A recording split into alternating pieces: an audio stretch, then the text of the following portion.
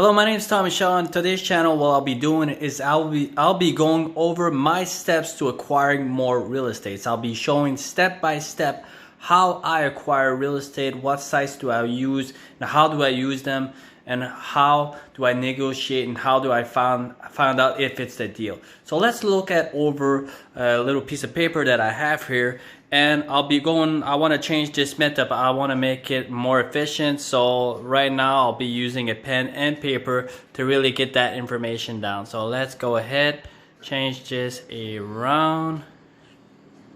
Alright, to continue this video, now we're looking for real estate. So how do you put ads? Where do you put your ads? You need to put ads in your local Kijiji, and you need to be in contact with a lot of people that are selling real estate, okay?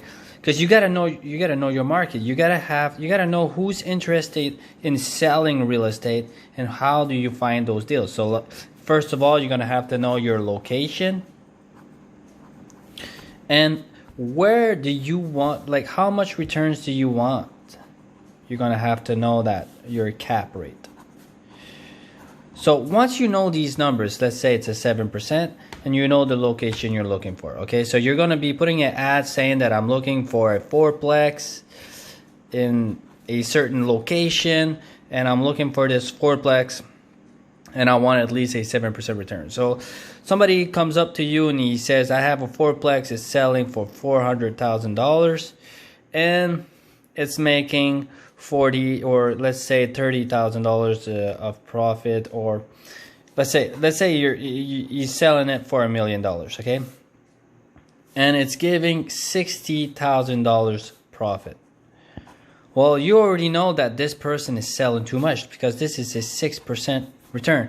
So you're gonna have to do your numbers. 60%, $60,000 divided by 0.07%, and this will give you the amount that you should pay. It's gonna come to around $900,000. Okay, I did this approximately. I did not take out my calculator, but as you can see, you should be paying $900,000 for this property. Okay, so now you found a property, you know how much they're selling, and they're selling it for $1 million. You need to put in an offer at $900,000. Okay, now you got your offer.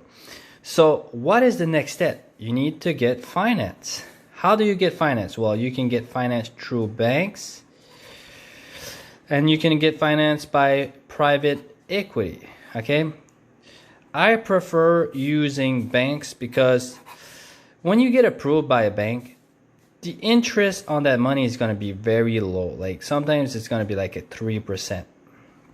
So after you take out inflation, you take out the taxes, the deductible, you're down to like a 1% cost. This is almost free money, okay?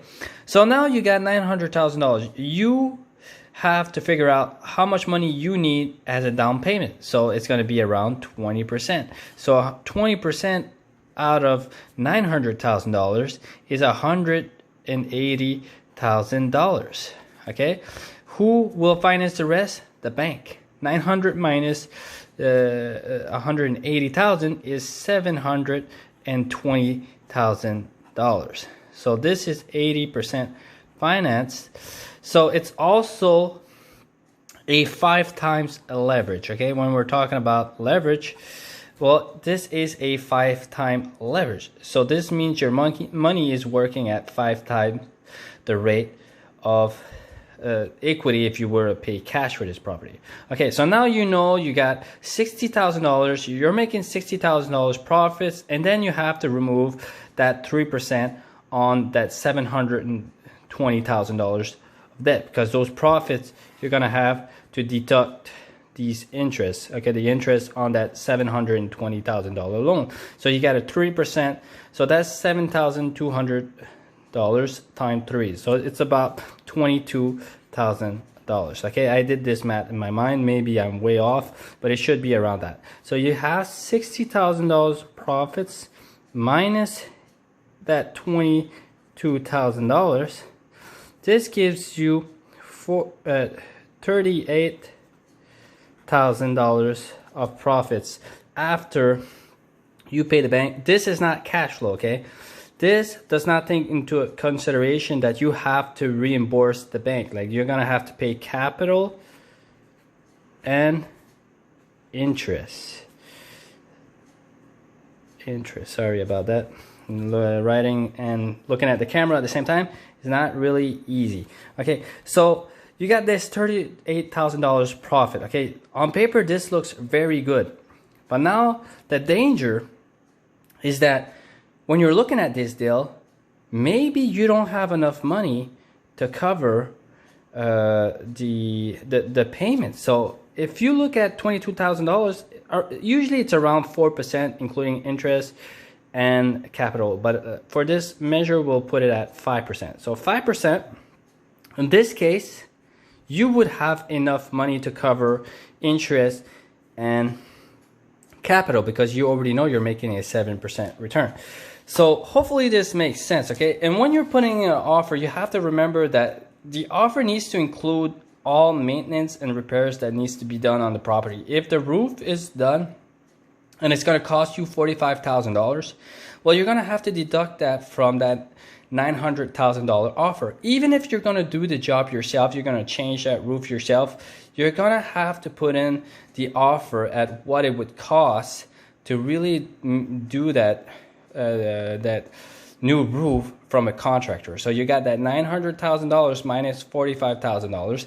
That would be $855,000. Okay, so hopefully this makes sense. Hopefully it clears it up a little bit with the numbers and stuff like that. I know a lot of people have a hard time understanding and figuring out these numbers, but if you can figure out these numbers, this is what sets apart the people that succeed in real estate and don't. Like everybody I know that do their due diligence when investing in real estate are the ones that succeed. People who just buy the first deal and want to get in real estate real fast, those are the people that don't succeed. So here on Millionaires Knowledge, my goal is to share that knowledge for you guys to succeed. If you like this video, don't forget to like and remember to subscribe. I'll be posting at least once a week. Thank you. Have a nice one.